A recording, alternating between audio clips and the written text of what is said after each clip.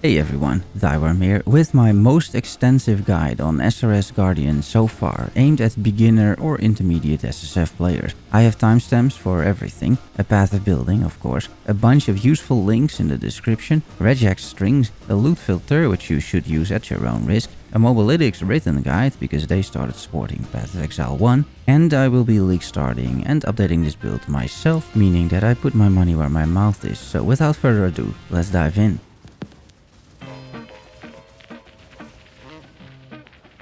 The SRS Guardian is a solid starter, a jack of all trades, meaning it doesn't excel at anything, but it can do almost everything.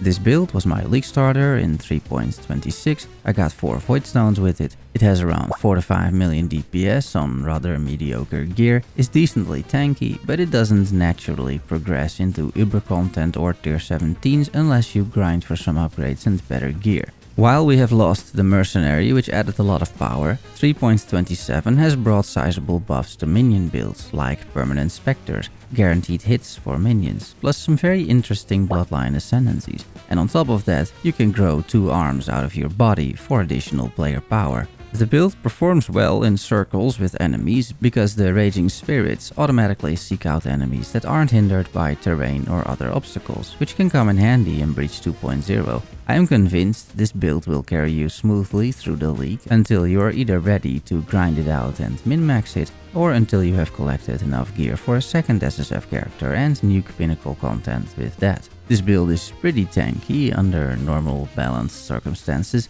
The level 94 path of building has 7k max fizz hit, 50k effective hit pool and OK recovery. The aspirational, but still very realistic solo self-found setup takes it a bit further. However, I can't make any promises regarding Breach 2.0's difficulty. In fact, I would expect the worst. GGG typically overtunes this stuff. Give it a week or so and it'll be fine and balanced, like it usually is. I still advise to run the new content, because it is new, it looks fun, and the sooner you learn about it, the better. So I'm going to play around with it in the campaign as soon as I can. I think it will help progression a lot to start working on the tree, get those crafts going, it should be good. Ziggy D's preview also looked promising, but clearly you can't assume that to be the state of the game when it releases.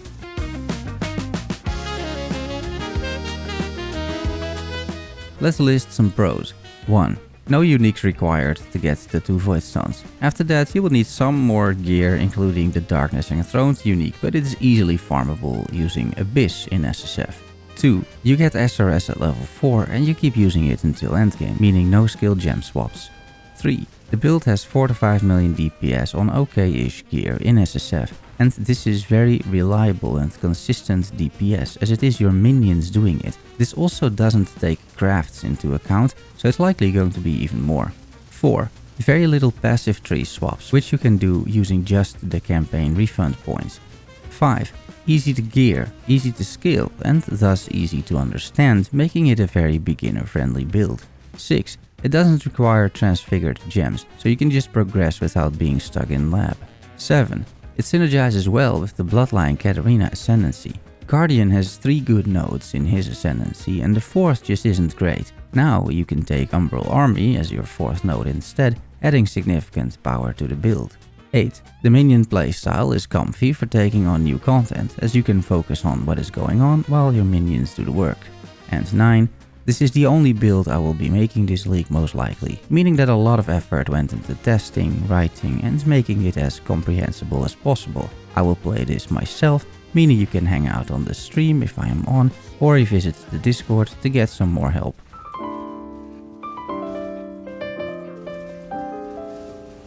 Then the cons. 1. The build falls off a bit after 4 Void Stones unless you min-max it. 2. The build requires some gear to take on 4 Void Stones, which I think is very manageable in SSF, but it is not that strong of a build that you can get there on a 5-link for example. It seems the crafting tree from Breach 2.0 will take care of quite a bit of this progression though. 3. Compared to other minion builds, it is not the strongest starter. That's also not the aim.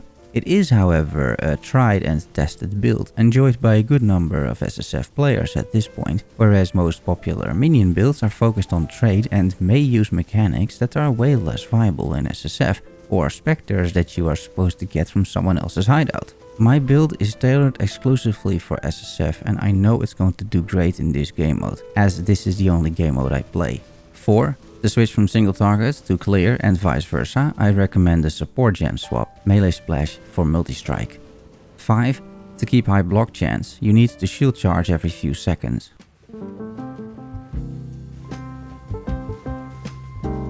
Most of this section is not scripted, it's just me going over the path of building. However, there is one topic I want to highlight and thus script, and that is scaling.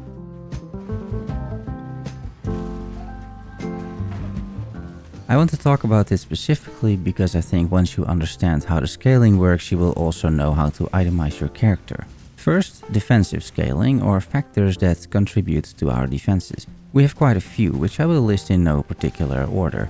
1. Armor. Armor is our main base defensive layer, adding physical damage reduction. Also, just the physical damage reduction stat itself works. It's not that easy to get endurance charges into the build, but once you can, that is a lot of extra defenses. I didn't count it as a separate thing though. 2. Block. Using the Ascendancy node, Bastion of Hope, it is fairly easy to get block capped. Although it requires you to shield charge every 4 seconds, that is the disadvantage of this. That's usually not a problem when mapping, but when bossing you'll have to remember that. 3. Maximum resistances. We get 80% max ras using the passive tree and Eldritch Implicits. 4. Physical damage taken, as we convert around 16% of physical damage into other elements or chaos damage using Eldritch Implicits, which helps mitigate physical damage. 5. Increased defenses. From the Stone Golem 20% and the Umbral Army Ascendancy at least 30% increased, and for every extra Spectre another 10%. 6. Minions blind on hits, reducing enemies' accuracy. 7. Minion taunt on hit, making enemies deal 10% less damage. 8. Minions can block incoming projectiles for you. However, minions can also attract unwanted attention, so there is a counter-argument to this as well. 9. Enemies are chilled, thanks to skitterbots, so that reduces their action speed. 10. You'll have corrupted blood immunity on the passive tree at first, and later using a corrupted implicit on an abyss duel. And 11. Elemental ailment immunity, thanks to purity of elements. Up next is the offensive scaling, which is important to understand if you want to get more damage, in particular in the endgame. There are roughly 5 different areas that you can scale, listed in a particular order. 1. The flat damage of minions. This is scaled by their level, which is one of the main reasons why minion levels are so important. It is also scaled by buffs such as Hatred and Wrath, by the Carrion Golem's buff effect, and by flat damage on Ghastly Eye Jewels. This flat damage is used as the basis for all other scaling of minion damage, or SRS damage in our case, so it is very important. 2. The increased damage scaling, which includes all sources of increased minion damage, for example on the passive tree, your wand and shield, but also stats like increased minion attack speed and that sort of thing. Any other source of increased damage that doesn't specifically state it's from minions will typically not apply to minions. 3.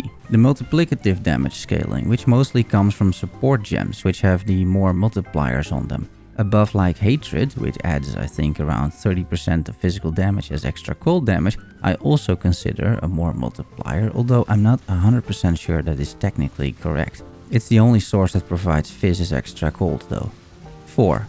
Again, technically maybe not 100% correct, but the 4th category are damage scaling factors that don't directly increase your damage output, but increase the damage taken by enemies. You do this, for example, by using the punishment curse, or by intimidating enemies, or lowering enemies' elemental resistances, or covering them in ash, or by scorching them, which again reduces resistances, or by penetrating resistances, or by shocking them with skitterbots, which increases their damage taken.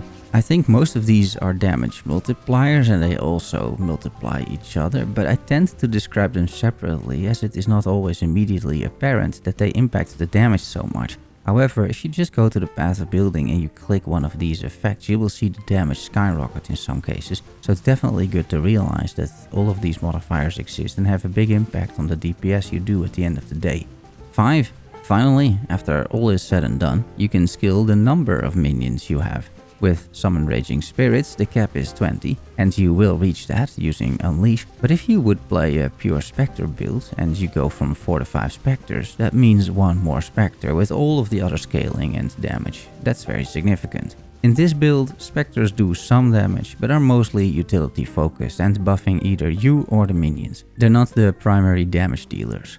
Okay, with that base knowledge out of the way, let's dive into the path of building itself. I will not go into specific gear or items as it is solo self-found and you will never know what you will find. However, with the knowledge on scaling, you should be able to figure out what is good on gear. Also, all the gear that I used will be in the path of building. I just will not cover it in the video. Okay, welcome to the path of building. Here we go. So I'm starting with the configuration just to give you an idea of what I selected and why. The resistance is -10. We have killed all of the bandits. I'm using Lunaris for physical damage reduction. And in the late game, I'm using Aberrath. If you use the loadout system and you scroll towards, let's say, level 70 or so, you will see nothing apparently. But if you do it a little later, you will see Groovcool. Right, so I will be leveling, and as soon as I can get it, I will get Groovcool. And at some point, because I will be running Searing Exarch, I will swap over to Soul of Aberrath. We have Frenzy Charges because we have a Carnage Chieftain. Also, my minions have Frenzy Charges for the same reason. I have Onslaught and my minions also have Onslaught because I have a Forest Warrior. And then the rest of this is sometimes activated. You have been hit recently, I think that is reasonable. You have attacked recently, this means that you have more block. You have cast a spell recently, because Summon Raging Spirit is a spell. I consumed 5 corpses recently. You will consume corpses quite often because of the Flash offering. You will see that there are 10 nearby non-golem minions. For the Carrion Golem, this provides him an extra buff. The exposure type is fire, Feeding Frenzy is active. The enemy can be near you, it doesn't really matter too much if you unclick this. And then we enable the buffs of the Spectres and the curses. And our 3 auras that we get from the Ascendancy. The enemies are blinded because our minions blind. The enemies are also taunted, but that is not an option for some reason. They are ignited, they're chilled, they're shocked, and they're exposed to fire because of the Elemental Army support gem. Then in the modifiers, for now I have given my minions a shitload of accuracy rating. This will not be useful in the future because they will always hit, but I wanted to put that also in the configuration so that at least accuracy is not a factor. And I have also put some Animate Guardian buffs in there, in this case the Leercast, for 50% increased minion damage. If you do not want to have this, all you have to do is something like this, and then it is red, meaning it doesn't count anymore. You will lose about 10% or so DPS. If you do this, it comes back up. That is all for the configuration. Then let's have a look at the notes. I have posted a bunch of regex strings in here. There is one for the campaign vendor. There is one for the campaign vendor after level 30. There is one for rolling maps. And there is one highlighting a 5 or 6 link when you are spamming Orbs of Fusing. And then there are a whole bunch of leveling notes. So what I do each level 1 to 3, 4, and all of that is described. I have also put in how much currency you need for all of this. So in level 8 you should try to get 2 Orbs of Transmutation, and the rest you will be getting from quest rewards, or you already have them from level 4. And so on and so forth. Some of the gems you do not want to level too high. For example, Arcane Search, just keep that at level 1, keep it easy. Clarity, don't level that above level 5, also for your mana reservation. I will also make an attempt to provide a few Atlas passive trees, so that you will have those as well, and I will put those in the notes. The third section we're going to look at is the loadout, and I think the nicest way to describe this is by using this. So if you hover over here and you start scrolling down, in my case using the mouse wheel, you'll see what happens to the passives. So here you can see where I am pathing and how this is progressing over time. Every now and then you will see a swap, for example, the Ascendancies start filling up. And this goes all the way to level 94, slowly but surely building out the tree. Sometimes there's a gem in there, and that is basically what happens. This is all the progression that you can see with my character. And the beauty with loadouts is that it doesn't only work for the tree, it works for everything, because this is a loadout that does everything. So you can get the skills, you can get the items that I got at every stage of the game, and you can get even the configuration. Now in lower levels I didn't really fill this in, but you can still get it if you want. And yeah, this is roughly how it works. So also here, just to give you an idea, if I do the same thing, I scroll down, you will see my skills progress over time, all the way till, you know, endgame, and it goes all the way over there. And the exact same thing happens with items. If I start at level 5, you will see either no items or just white and blue and some, well, one rare item. If I scroll down and I go down and down and down, you will see how I have improved my gear over time. And this also gives you a bit of an idea about the character progression and what you should aim for perhaps. So you can just follow along with this. Then let's start explaining the actual build. So we start with the Ascendancy, we're picking a Guardian. There's no real reason why you shouldn't play a Necromancer. This build could also work perfectly fine on a Necromancer, I'm sure. I am simply building an SRS Guardian. I like the class, I like the buffs that it gives, I like the starting area, so I think this is pretty good. At around level 35 you do your first lab and the first thing you pick is Radiant Crusade. This will give you a level 20 Summon Sentinel of Radiance, and this guy you will summon and he will just carry you basically through yellow maps. This guy is completely overtuned at the campaign, he does so much damage and you will basically one-shot the whole campaign after this. All you have to do is convocate him to you and that is it, and summon him like every 30 seconds or so.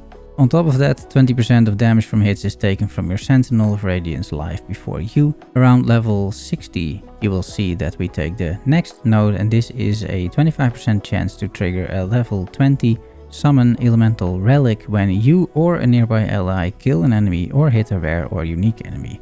These relics, these give you 3 auras: Anger, Hatred and Wrath. These are all level 20 auras and this provides a lot of flat damage for your minions. So this is quite good to have. And these are definitely the most 2 powerful nodes in the Guardian tree. Around level 70, just before the campaign, you will take the Bastion of Hope, because this will allow you to quite easily cap your spell block, and also with your attack block you will get pretty far. Because if you look at the configuration, what I have selected here is that I have attacked and cast a spell recently. The attack you will be using is the shield charge. You will be shield charging quite a bit, and if you do that every 4 seconds, then this is up. If you do not use this, then clearly your block chance goes down significantly, and also your spell block chance goes down quite a bit. So that makes it quite important that every 4 seconds you try to shield charge. And then the last Ascendancy, which we pick around, in my case level 90, is the Radiant Faith. This is a bit of a lost Ascendancy. This is really not very good. It gives you a bit of tankiness, right? If I take it away, I lose about 1000 effective hit pool, but it is very minor. You could take any of the other 2 nodes as well. It really doesn't matter all that much. You can also mess around a bit with random shrines, but this is also pretty bad. Or you can do Time of Need, which, you know, it's not bad, but it's not amazing either. I think any of these are fine. What we will effectively go for after these 3, which are sort of a sure bet, is that the 4th Ascendancy with the new bloodlines, we will try to take Umbral Army. So that means we gotta do Katarina, we gotta kill her, and then we will be able to get her bloodline, and there is a pretty good node in there which is called Umbral Army. And if you scroll down to the endgame gearing, you will see that I have removed the 4th Ascendancy over here, and what I've done in the configuration, I have actually put in the modifiers that the Umbral Army will give you. In my case, 48% increased defenses and 40% increased attack and cast speed. Then taking the level 94 loadout, we'll be talking about the skills. So starting with Summon Raging Spirit, this is our main skill. It does in total about 3 million hit damage. This is hit DPS, these are on hit minions. And then you get another million DPS from your other supporting army over there. These are linked to Unleash. This allows you to cast multiple SRSs at the same time. It's further linked to minion damage, melee splash, because this is the clearing setup, elemental damage with attacks, and ruthless. If you would want to do a boss, and that is a single target boss, what you can do is take out melee splash and go for multi-strike instead. So you would disable melee splash and you would enable multi-strike, and what that does is give you 5.5 million DPS instead of 4 million DPS, which is a significant difference of course. You'd have 4 million DPS when clearing, you would have around 5.5 million DPS on a boss, which is more than enough. We are summoning some more minions, in this case 2 golems. There's a stone golem which gives you defenses and life regeneration, which is quite nice, and the summon carrion golem. This will give your other minions flat additional physical damage, which is quite good. This is just flat damage for your summon raging spirits. We link them to Feeding Frenzy. Feeding Frenzy is a more multiplier support gem. And there's also Elemental Army. Elemental Army reduces enemy resistances by 10%. Then we have our Raise Spectre and Animate Guardian setup. The point of this is that mostly your Raise Spectre and your Animate Guardian stay alive.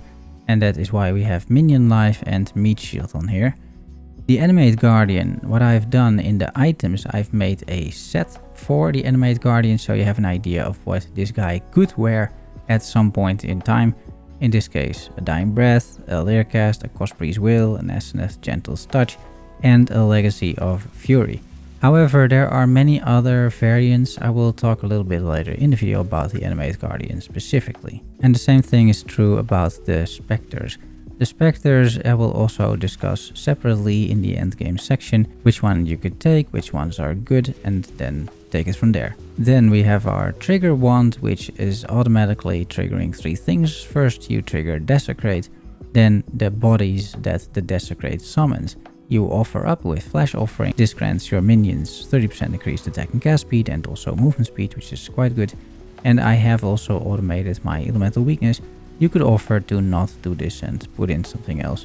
And Self-Curse, Elemental Weakness, there is an argument to be made for that as well. Then in terms of auras, I am running Purity of Elements. This makes you ailment immune and it also gives you and your minions a bunch of elemental resistances, which is quite nice. Then there is Summon Skitterbots, which applies chill and shock on enemies. Frostblink is one of your movement skills. The other one is Shield Charge over here. I have an automation Convocation setup as well going on, which means that Convocation is automatically cast every couple of seconds, and this summons your Spectres back to you and it also heals them, so that's quite good.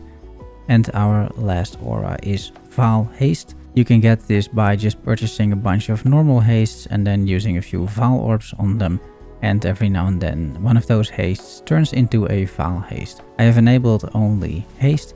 If you would enable Vaal Haste, which I put on the right mouse button, you will see the DPS go up significantly from 4 to 4.7 million. And the other 2 lines over here are the Summon Elemental Relics and also the Summon Sentinel of Radiance. Then I will talk about the tree, and I will do this using the loadout system so you have an idea of what to go. You start here with the minion damage nodes when you're leveling out. You take the bit of life over here and some more minion damage. Then you make your way quite quickly to Enduring Bond, because this gives you skill effect duration and also minion duration. This is quite important for Summon Raging Spirits. The longer these guys last, the more you have up at the same time and the more damage they do overall. So this is a great node to take on early. Then we continue with some more minion nodes over here. I take the 30% increased area of effect because I'm running melee splash pretty much from the get-go, and the splash effect then has a larger area, which I think is quite good. You will get the mana reservation over here so that you can run all the auras, get some additional minion nodes over here, plus your first Ascendancy, which we already talked about, and get that final minion damage node over here. And then we start making our way towards Eldritch Battery via more minion nodes over here. Make basically a beeline to this Eldritch Battery because it is so important. You take it, you also take some block, you take the mana reservation over here with the mana mastery. We fill up the tree a little bit more, we get an extra golem over here, we get some more life over here, and we start pathing down. I take the Ravenous Horde over here because this is another 30% increased movement speed. Movement speed for Summon Raging Spirits is just really good. So I would not pass up on this. Also attack and cast speed for them is quite vital. And then we move down here. Right now this tree still says accuracy, but there will not be minion accuracy, so either this line is simply removed or it is replaced by something else. Maybe they replace it with crit chance. We don't know, I don't think, at least I don't, but these are still good. A little later we complete this wheel over here. We take dexterity because we lack dexterity, at least most likely you will lack dexterity. So this 30 dexterity on the tree is quite good. And we make our way to the life node over here, the life wheel. We complete the life wheel. We get the block node over here and get the block mastery. 1% chance to block spell damage per 5% chance to block attack damage. This adds up quite a bit. And then we go to the next shield cluster over here, which we then also complete, and you get another shield mastery. This one gives you block attack damage per 5% chance to block on your equipped shield. And this is also quite a strong node. In the meantime, you can tell that I am making my way to the max resistance cluster over here. At level 80 I make it. I'm also taking the corrupted blood cannot be inflicted on you. This is a mastery. If you find a gem, a ghastly eye jewel at some point, and you corrupt it, or it is already corrupted, and you have the implicit that also prevents corrupted blood, then you can remove this and spend it somewhere else. But for now I have this node. I think it's just good quality of life. At level 85 I make my way over to Death Attunement, because at this point you should probably have found a few Spectres in rituals. So then if you have 3 Spectres at this point, you will know what to do with them and you can actually make use of this cluster. You may notice that I've also gotten a cheap Anoint, in this case some strength and dex and some resistances. I will talk a little bit about Anoints later in the video. At level 90 I get the 4th Ascendancies like we already said, and I'm also filling up a few more masteries. I'm filling up the aura effect, I'm getting even more aura effect over here, and some life for example. And the last few things that you would typically work towards are getting the additional sockets. So here you get another socket for a ghastly eye jewel.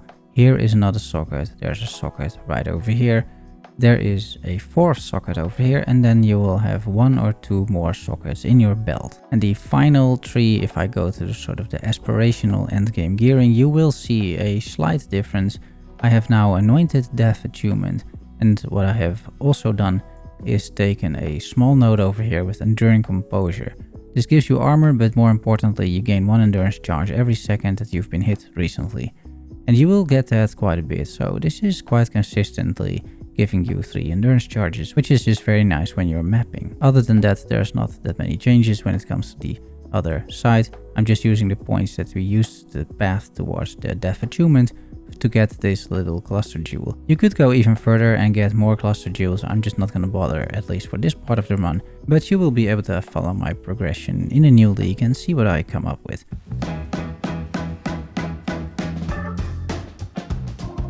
This section is mostly for beginner players or those unfamiliar with the build, as it consists of a very thorough leveling walkthrough, tips and tricks, that sort of thing. Basically the build throughout the leveling process into endgame, while showcasing significant breakpoints, which I will illustrate with recently captured footage of my practice runs. There's a timestamp for the endgame progression as well if you want to skip this.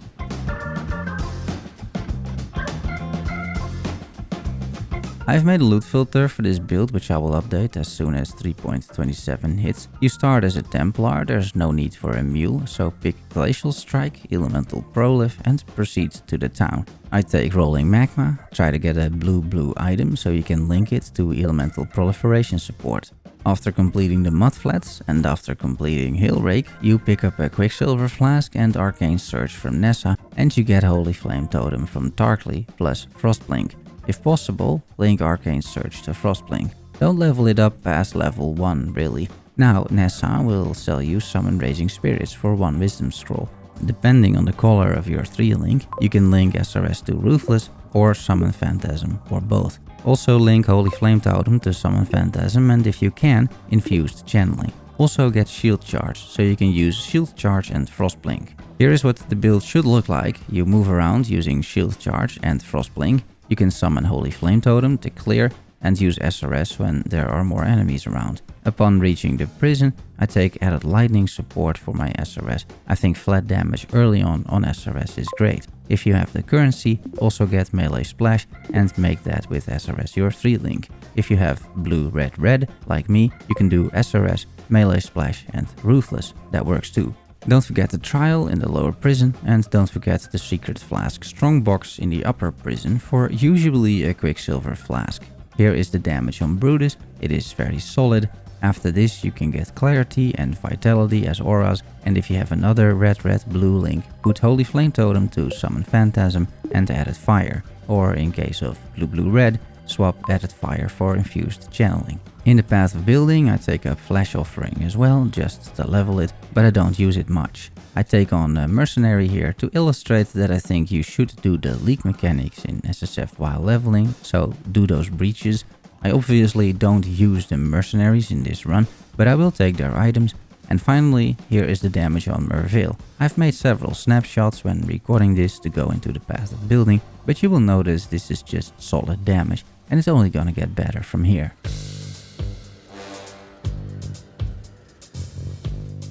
In Act 2, should you not have a secondary Quicksilver Flask yet, you can enter the Den and kill the Great White Beast. Yina provides a flask as a reward. Don't forget about the Trial in the Chamber of Sins level 2 and kill Fidelitas.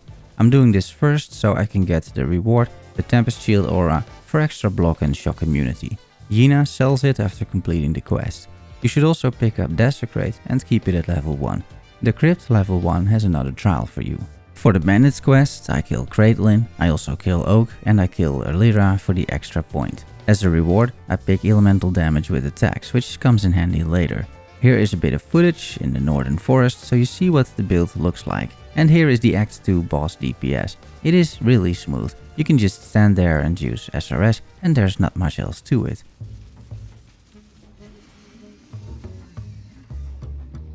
There's another trial in the Crematorium. As a reward, pick Flammability, as we primarily deal fire damage for now. You can purchase Automation and Purity of Elements. You should be taking mana reservation efficiency nodes on the tree if you follow the guide, allowing you to run a level 5 Clarity, Purity of Elements and Tempest Shield.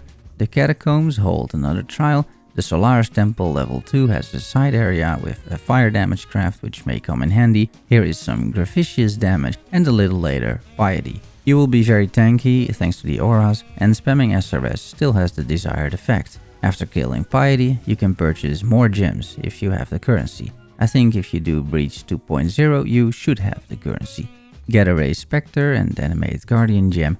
You can already level those up, which helps. The last trial is in the Imperial Gardens, so get to that. Do the library quest, because Siosa sells you a lot of useful gems, although you will need a few Orbs of Chance for that.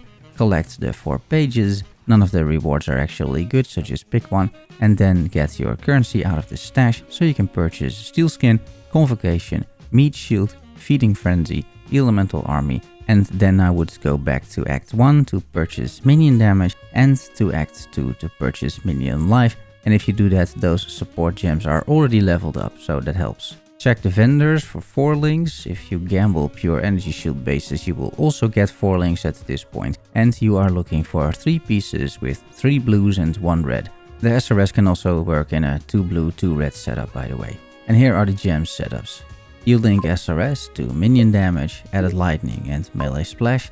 You link Raised Spectre and Animate Guardian to minion life and meat shield.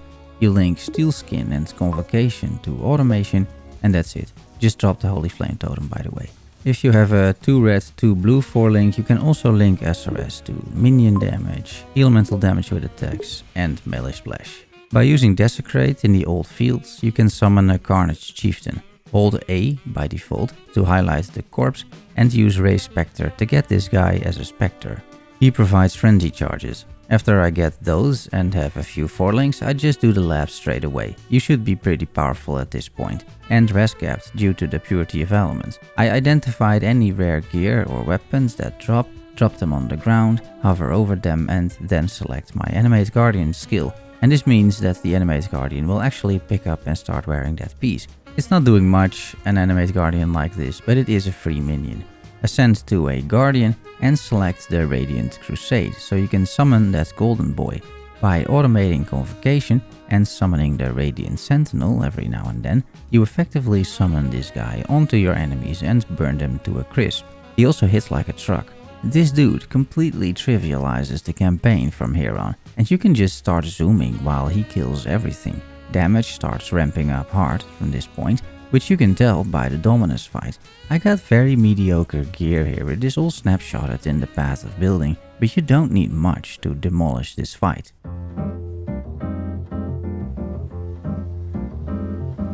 These sections will get shorter as there are less and less choices to be made, So with that in mind, here is the Malachi fight, so you have an idea about the damage. You pick Unleash from the rewards, which is a game changer for SRS, and once you reach this point, you ideally have a blue-blue red-red 4-link, so SRS can be linked to elemental damage with attacks, melee splash and Unleash.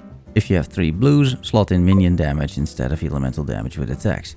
The Carrion Golem you get, you link to Elemental Army and Feeding Frenzy, so that is a blue-blue-blue 3-link. And then here is Gitava, so far so good, no issues, damage is still quite high. In Rayclast in Act 6, don't forget to do Lily's quest, so you can buy some more skill gems. You can buy any missing gems here, assuming you have sockets to put them in. Most of it at this point you should already have, however, and it's fine if you can't buy the final gems straight away. In Act 6, the Southern Forest, you can pick up a Host Chieftain Spectre for power charges. Don't forget the Trial in the Lower Prison, and the one in the Crypt, and the one in the Chamber of Sins, level 2. Here is a showcase of Arakali damage to give you an idea of Act 8. The second lab shouldn't be an issue, but Izaro can still one-shot you, so avoid his attacks and slams and swipes. You can take the Unwavering Crusade Note second. Those provide 3 elemental relics, which in turn provides you with a level 20 Hatred, Wrath and Anger aura, which is a lot of damage for your minions. You can see the result on Lunaris. In the refinery, look for the hidden refinery tunnels, which give you the trigger wand craft, which you will need later on. You should either roll a life flask at this point, which has bleeding immunity, or you can craft that if you have a flask with an open suffix by using beast crafting and crafting off ceiling on a life flask. Before taking on Gitava a second time, I would do the 3rd lab, so you don't suffer from -30 all res. You take the Bastion of Hope node, allowing you to basically cap your spell block and get around 60% attack block after using shield charge. Finally, take on Gitava, which should be pretty easy at this point.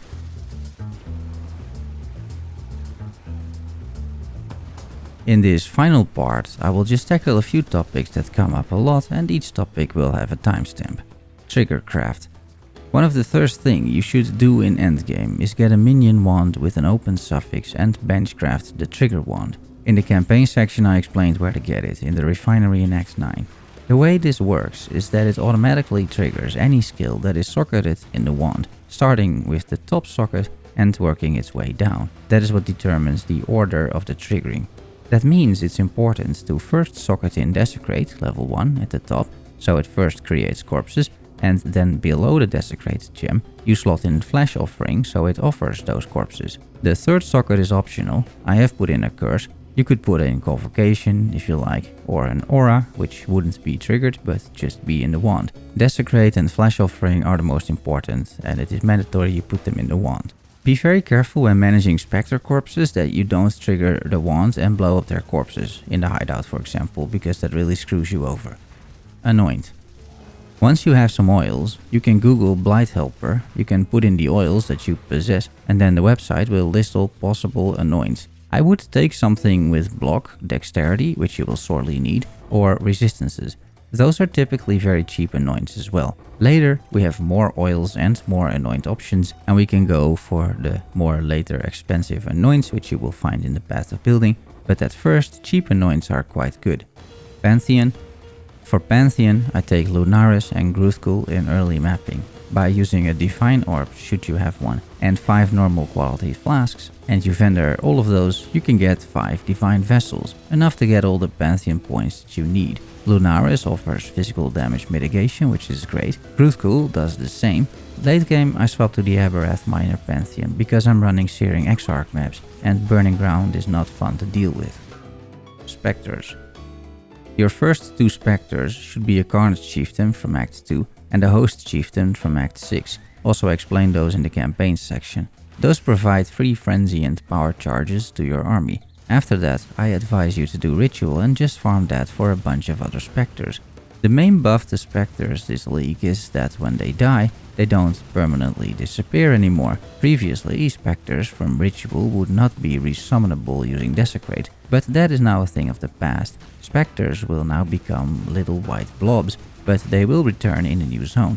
This is huge. and it means that once you have found your Spectres, you're good to go. Again though, don't blow them up with your trigger wand, I'm not sure what happens then. Some great Spectres from Ritual are the Forest Warrior, which provides culling and permanent onslaught. There is the Perfect Guardian Turtle, which provides 5% physical damage reduction and a determination aura, so that's huge. There is the Perfect Warlord, which provides endurance charges to allies, including yourself, and the Vitality aura. The Perfect Primal Thunderbird provides grace, which isn't bad either, and the Hulking Miscreation buffs your minions, your Summon Raging Spirits, with increased damage, attack speed and cast speed, although this buff isn't super consistent. Depending on which one you find, these are all worth taking. Animate Guardian. Some words about the Animate Guardian. I have put in a section in the loot filter with items that are useful for the Animate Guardian. At first you will give it items such as Leercast, which drops fairly often, a Dying Breath Staff, a Wake of Destruction, and later, if you keep grinding, you can upgrade its gear significantly and deck out the Animate Guardian with many rare uniques, such as Garb of the Ephemeral, Legacy of Fury, SNF's Gentle Touch and more. It is solo self-found, it depends on what you find, but I will do my best to have the loot filter indicate decent items, similar to how it worked for mercenaries. Atlas Passive Tree. For the Atlas Passive Trees, I heavily recommend you make a beeline towards Ritual and use that to gear up your character, get Spectres and just have some fun. Ritual is amazing, I feel, for SRS Guardian. It's amazing for SSF in general. You can easily run it, it provides a ton of player power, and early on it never disappoints.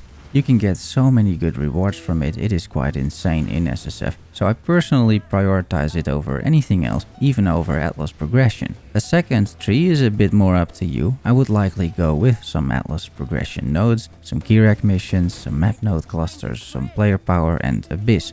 You'll be doing yellow and red maps and pushing for 2 Void Stones at this point, so you can use some extra power and you can use the maps. You should be pretty powerful, however, if you did a bunch of Ritual. And who knows, that Breach 2.0 crafting tree might also be completely insane.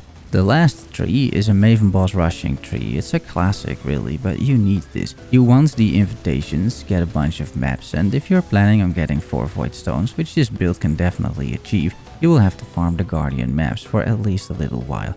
And this tree allows you to efficiently do that. I've made a video yesterday about Atlas trees as well. I recommend you watch that because I am using a bit of a transition from one tree to another. This way I will keep a actual third tree open for whatever I want to do later. Mapping progression. In terms of overall endgame progression, I suggest that you focus first on Ritual, get your character into a good place. You can run endgame all the way to yellow maps on a 4-link and crappy gear, but once you start pushing into red maps you should get a 5-link. Ritual provides plenty of those and gambling typically works as well. And maybe again that crafting tree does too. Once you have that, early red maps shouldn't be an issue, and you can also check the loadouts in the PoB to see what I had in terms of gear and gem levels. If you want to start Maven boss rushing to get a bunch of fragments, I advise you to get a 6-link so bosses don't take 3 minutes to kill. Again, Ritual tends to give those. You can farm divination cards if you please, you could do a little bit of Legion for Geomancer incubators, or set up a safe house in Betrayal. I have a whole video on how to get a 6-link, there's so many different ways to do it, but I think having a 6-link and swapping all your support gems so they have 20% quality, which is by selling a level 20 support gem plus a Gemcutter's Prism, that is the starting point for you to take on tier 16 content. Before that you will lack a little bit of player power. I'm not saying you can't do it, I mean I have done that, but it's definitely not comfortable, so hence my recommendation. Then, once you have the 4 Void Stones, or once you are working towards that goal, you can take a look at the endgame gearing loadout, the aspirational gear, which has a few more items to chase. It's very manageable items I feel, such as the Darkness Enthroned from Abyss, and there are a few more items too, especially the ones that provide +1 minion levels. Minion levels are very strong and provide many advantages. Automate Flasks. On automating flasks, I would take a Granite, Jade, Quicksilver and Quartz flask and get some charges on getting hit, or duration prefixes, plus some increased armor, increased evasion, reduced effect of curses and maybe movement speed or something. And of course, a life flask with bleeding immunity. Darkness Enthroned. One item in specific you want to farm for using Abyss is the Darkness Enthroned. This belt drops from the Underground Abyss bosses when you unlock an Abyssal Depth that is in a tier 11 plus map, and it holds 2 Abyss jewels. It can roll up to 100% effect of those jewels, which is pretty insane. Using this belt, you can gain a ton of flat minion damage, which is a hard stat to get otherwise. Also, depending on the suffixes you roll, you can get immunity to bleed, stun, or other very useful suffixes. This belt provides significant power and is always a massive upgrade. Playstyle. Finally, a word on the playstyle. It's rather simple, really, after you have automated a few skills with the trigger wand, and we automate Convocation as well. What you do, you just shield charge around, as this is the attack that you need to do every 4 seconds to get your block chance up. You can frost blink over ledges or other obstacles. You summon your minions, you need to summon your sentinel roughly every 30 seconds, and you can press Foul Haste whenever it is up for a nice damage and speed boost. Everything else will be taken care of for you by your minion army, which is kind of the point of this build.